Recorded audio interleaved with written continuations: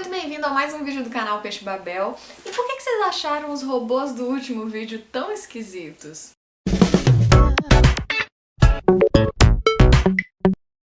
Bom, esse vídeo na verdade é só um adendo do último vídeo que eu fiz, onde eu falei sobre o comportamento do Zuckerberg lá no Senado dos Estados Unidos. As pessoas começaram a falar que ele estava se comportando de forma esquisita, meio robótico, e aí eu comecei a falar que na verdade tem robôs que articulam muito melhor a emoção do que o Zuckerberg no Senado. Só que para isso eu tive que mostrar vários androides o que a gente tem de melhor com familiaridade e similaridade com o ser humano. São androides que se parecem muito com a gente. E aí eu recebi uma pá de comentário falando que esses robôs eram muito esquisitos. Assim, algumas pessoas de fato já são familiarizadas com o conceito que eu vou falar agora, mas eu recebi muito comentário, deixa eu dar uma olhada aqui. Muito não, foram 3, né? Falando que mesmo esses robôs sendo muito parecidos com seres humanos, eles ainda causam uma certa estranheza, como o comentário do Luiz Leão, falando que o robô bombeiro, a gente pode se sentir mais familiar a ele porque ele não é tão estranho quanto os outros, ele não tem aparência muito humana. O comentário do JPKS, ele acha mais carismático quando o robô é mais caricato e menos parecido com um ser humano.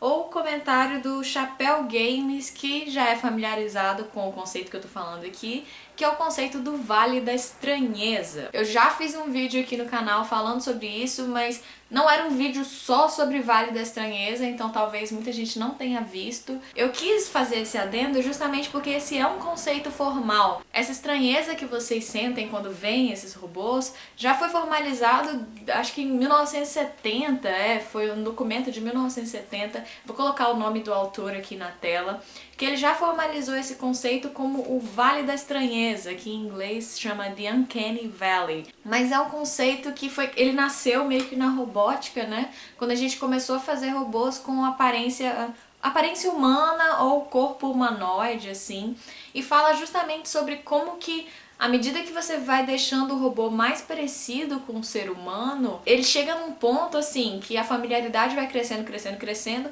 até um ponto em que ele tá tão parecido com o ser humano, ele causa uma certa estranheza, sabe? Porque o seu instinto é enxergar um ser humano, mas ele se comporta estranho, ele tem alguns detalhes que não tão bem assim parecidos, sabe? Então causa uma repulsa imediata na gente. Ele formalizou como gráficos mesmo, que dizem, olha, eu estou me sentindo familiar, tipo, meu Deus, what the fuck é isso? E depois é muito bom de novo. Esse gráfico tem 2 picos, não tão parecido com o ser humano, mas eu acho super familiar, como por exemplo esses robozinhos humanoides engraçadinhos. A gente assemelha com crianças, acha super fofinho, mas não é tão parecido com o ser humano a ponto de causar estranheza. E tem o outro pico que é parecido pra caramba com o ser humano e não causa nenhuma estranheza. Isso não existe ainda, mas seria, por exemplo, a Eva do Ex Machina. Ou então os robôs de Westworld, por exemplo. Eles são robôs e enganam direitinho, não causa estranheza nenhuma, mas não existe na vida real ainda. A recomendação no documento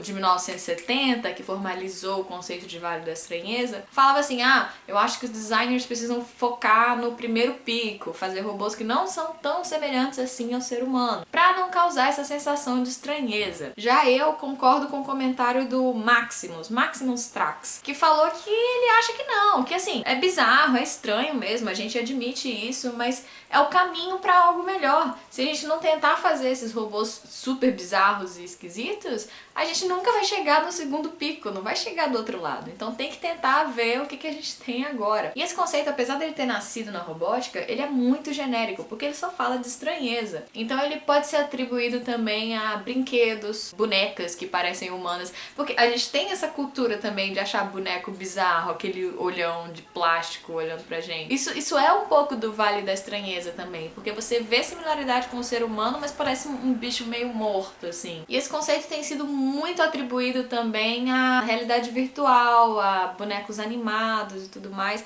justamente porque a indústria de computação gráfica é gigantesca, a indústria de realidade virtual também só tem crescido, então tem se falado muito sobre como tá ficando cada vez mais real, mas ainda não tá real o suficiente, ainda causa um desconforto na gente. Então quando você vê aquelas CGs bizarras, tipo, igual o pessoal falou do Superman que tiraram o bigode dele. Causa uma estranheza porque você tirou a familiaridade, né? Ficou menos humano, então ficou algo esquisito e a gente sente repulsa por esse algo esquisito. Se os movimentos forem pouco realistas também, se tiver uma coisa assim que não obedece às leis da física como deveria. Então não é um conceito só da robótica, é um conceito generalizado. Agora, uma coisa interessante de destacar rapidinho, porque minha bateria tá acabando, é que o conceito do Vale da Estranheza, ele não tem necessariamente a ver com aparência, ele tem a ver com familiaridade. Se a gente for pensar no exemplo da mão prostética, se você olhar pra mão e ela não estiver se mexendo,